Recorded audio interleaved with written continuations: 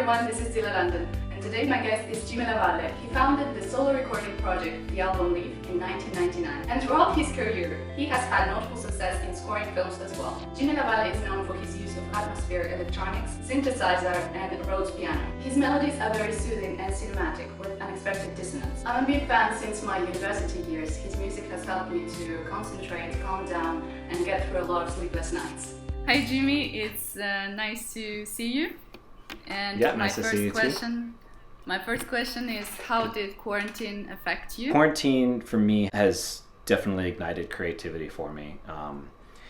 I know I've spoken to a lot of people and heard a lot of interviews with other people that kind of feel differently, but for me it's been the opposite, where I kind of got really inspired to complete things that I was working on. I think I've released a handful of soundtracks. Should we expect more releases coming up soon? Yes, yeah, there's more releases coming up, and actual more album-length releases. I'm planning on a series of EPs. I'm moving forward with these songs to release them as the album length. But I'm also, since there's so many, I just want to release them as EPs, and I think that that's kind of people's attention span really these days too. You know, that's another thing, is I kind of didn't feel like I had a full record to follow up with. We'll talk about. I have a question related to that actually. Yeah. In your recent interview, you mentioned that you like to present a full front-to-back piece, an album. But in our very fast-paced environment, creatives in general are often pushed to produce content, whatever it might be, music or not. And do you think, considering that, albums will soon disappear? It's hard, because I still have the same feeling as far as, like, I love the idea of a front-to-back presentation of 30 to 45 minutes of music, and you sit there and you get in the zone and you do that. And I still do that, and I still listen to that.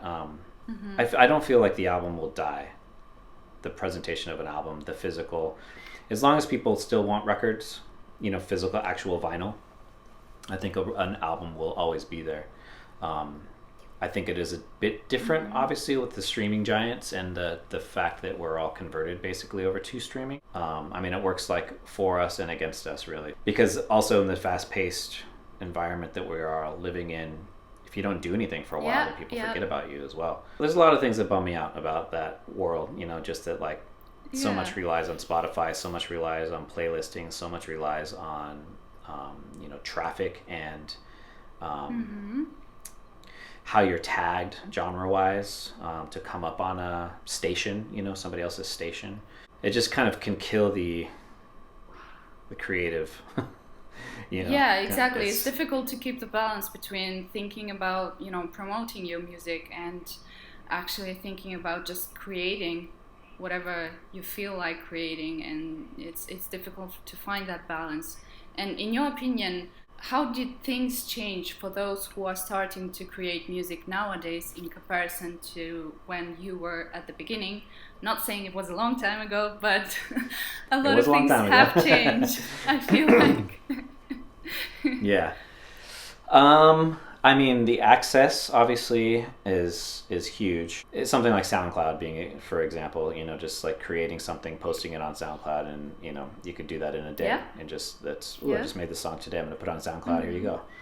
And then it reaching however many people are following you.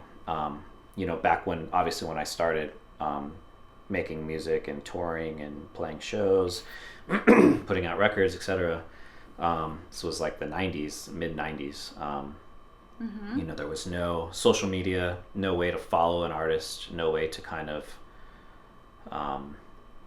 connect with them on a personal level, or connect with them in general, or, you know, something like this, you know, would go through like Publicist or something like that, you know, and it's all these kinds of like hoops and ladders that you kind of have to like go through. Yeah, a lot of barriers. And at the same time, too, there was a lot of hard work. You know, you put a record out on a label, then you use a distributor, and then it has to go into the stores. Those people at the stores are since were the curators in a way, because the people that worked at record stores were the ones that, you know, were supposed to be, and still, you know, have the knowledge of like, oh, I'm looking for this, or if you ask that question, I'm looking for this kind of music or whatever, can you recommend something? The modern playlist curator is, you know, was the mid-90s record store clerk. Yeah, and then touring, and you'd have to like go out and like, you know, play tons of shows and be relevant, play a good show in order to sell your record, you know. And as far as like making records and recording, you know, it's the fancy. There's really no need for the fancy studio anymore. The big you know, recording studios. So much can be done on your own just with a little bit of knowledge. And you know, there's a lot of those courses in music schools now. I mean, also the music school climate has changed, you know, because it used to be just like classical conservatories and things like that. And those conservatories have now probably, you know, added an electronic music element to those things. But also there's just straight music schools that you don't have to apply to, you know, nowadays, that are just electronic music schools. You just go there, they teach you how to use these things. But you can't teach, I feel that you can't teach creativity or, you know, naturalness, you know.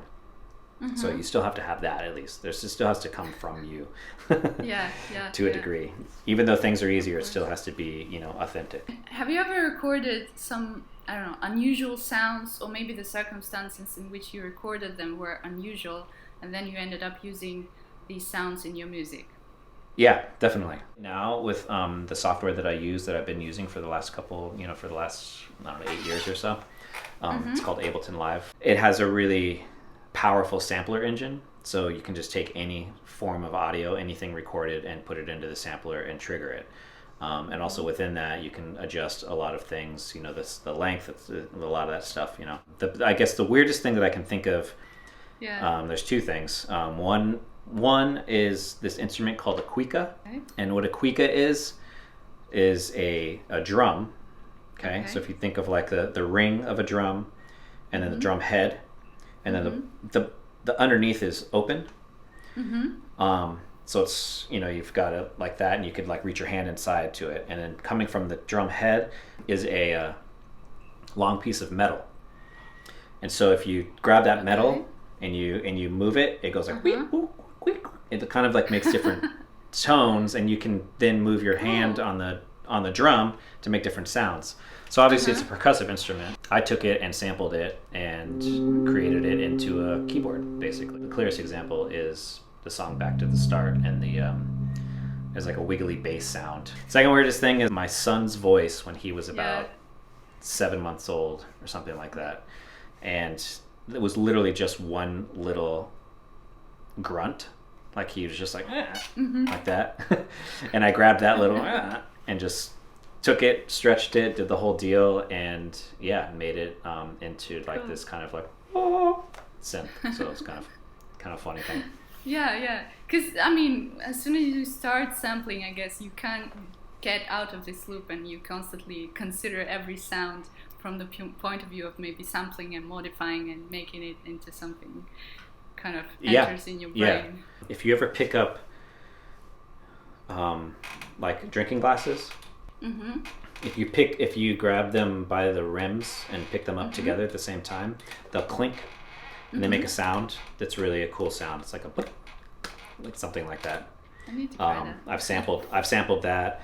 Also, when I was I took a family trip after my last tour in Europe with my wife and kids. We went through Spain for 2 weeks, and rented a car, and those underground parking garages. Like when I closed the trunk, it had like this really cool sound, you know, just like a really deep sub bassy like. Recorded that and sampled that. And I do a lot of it with my phone. Your iPhone is actually a really powerful recording device. So it is actually like I've been recording some concert vlogs, and the audio quality is quite good considering like the concert, live sound. My favorite sound, one of my favorite sounds, is the tennis ball bouncing off a racket. I love it. That's a great sound too. Yeah, totally. Try to sample that. So you should. I saw your performance in Milan in October 2019, which was a part of a tour dedicated to 15 years since the release of the album In a Safe Place. What that album represents to you 15 years later? I feel like that album represented some maturity and growth in my music. It also represented a career shift, an audience shift, a wider reach. You know, it's most people's favorite record. It's most people's most familiar record. And and I'm thankful for that. But yeah, I mean, that record means a lot because it's when I first started singing, or I first tried to sing. I'll put it that way, rather. I traveled, to make the record. That was, it's like fond memories of being in Iceland, with the open arms of the Sigur Rós, team, and just a lot of that stuff. So I feel like I still look back on that record and I hear its mistakes too, but also within those mistakes are just the rawness of my takes, and just the